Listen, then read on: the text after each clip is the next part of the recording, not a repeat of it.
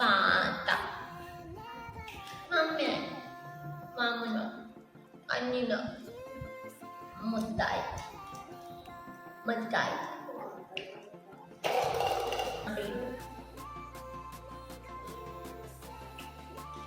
mami namanya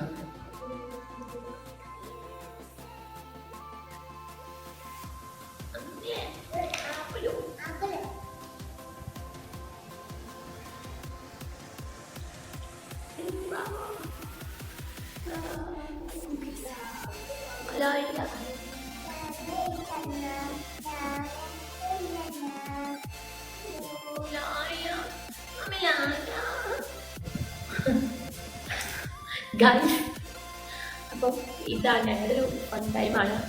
വീട്ടിൽ മോൾക്ക് കഴിക്കാൻ ആരും ഇല്ലാത്തൊരു സമയത്ത് ഞാനമ്മ ഇവളും പറ്റി ഞാൻ കുട്ടിയായിരിക്കും.